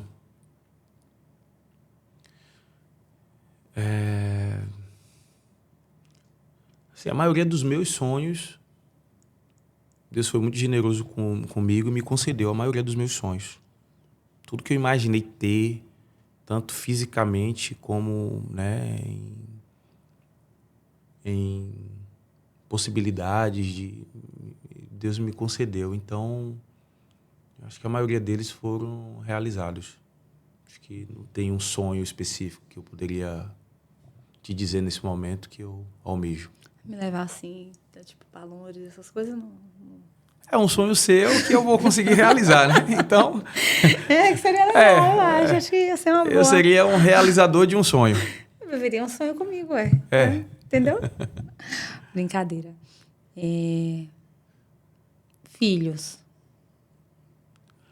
Meus filhos é uma extensão da minha pessoa, né? Então, eu daria a vida por eles e daria a vida por você também. Não. Então, os meus filhos eu quero entregar a eles, né, na posição de adultos muito bem encaminhado, para que eles possam seguir a vida deles dentro, talvez, dos princípios e valores que eu conduzo a minha vida. Sim. Um princípio inegociável. Só não precisa ser todos, não, mas um que você não tem jeito. Você sabe que aquilo ali é o que você precisa viver, que você vai viver aquilo ali a vida toda, não importa o que você vai precisar abrir mão para cumpri-lo? Um princípio? Sim.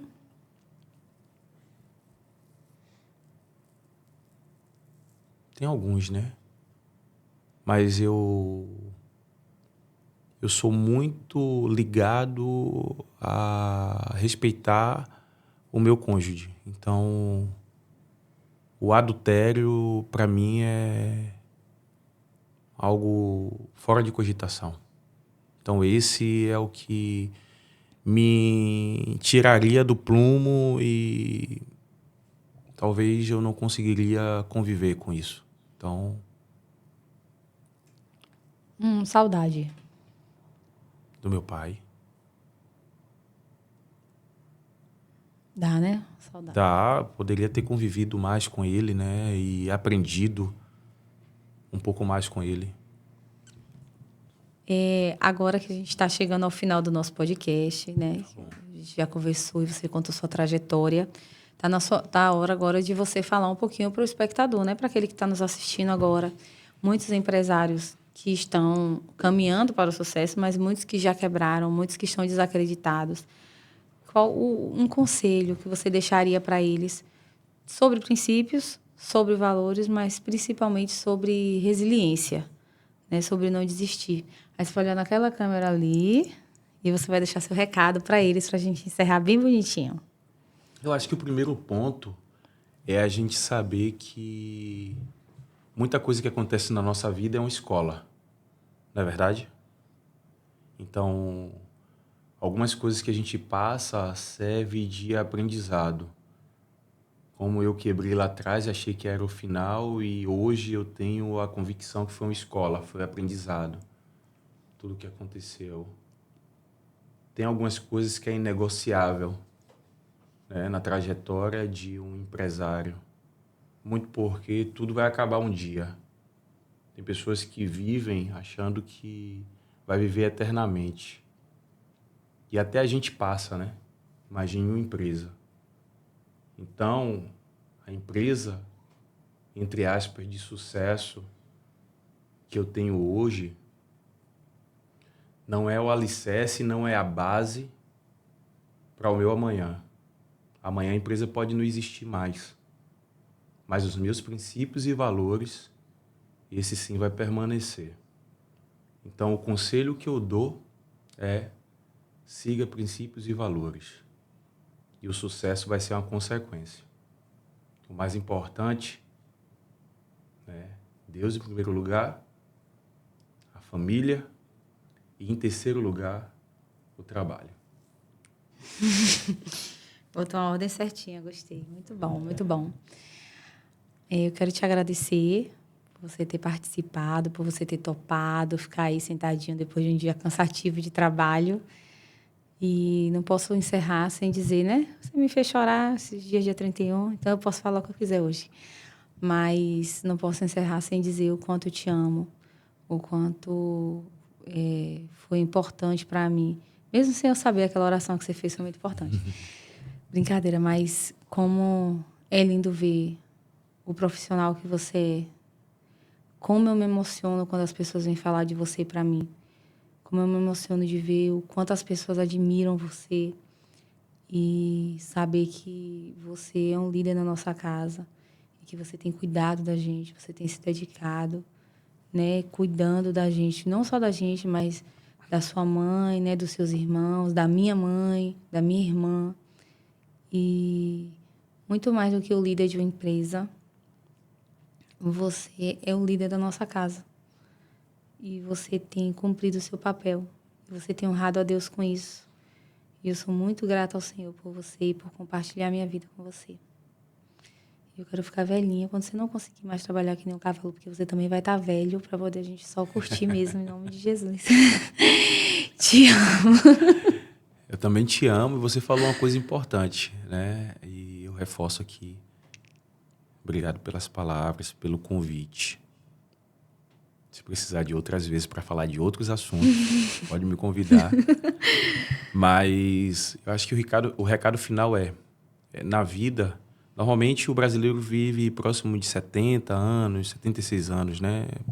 No último censo. 15 anos da nossa vida é entre a gente ser criança e a gente chegar na adolescência, né?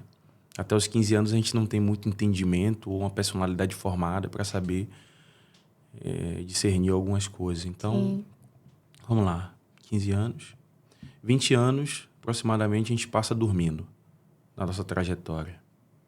Aqui já se foram 35 anos. Para quem vive 70 anos, faltam 35 anos. É de fato onde você consegue dividir o seu tempo entre trabalho, entre entretenimento e outras coisas mais. Então, acho que é a base para as pessoas começarem a avaliar, né, se realmente a trajetória de vida está no caminho correto. É verdade. Te amo. Muito obrigada, você que ficou até aqui. Quero deixar aqui para você que chegou até o final, que assistiu, que gostou, que conhece alguém que quer empreender, ou se você também é um empreendedor, não deixa de curtir o vídeo, de se inscrever no nosso canal, de ativar as notificações. Vai ser um prazer ter você por aqui. E também de divulgar, envie para as outras pessoas, encaminhe, né? Vá passando adiante. Quem sabe tem alguém aí que já quebrou ou que quer empreender e precisa de ouvir a experiência para poder tomar coragem e viver aí o que nasceu para viver. Até o próximo episódio. Tchau.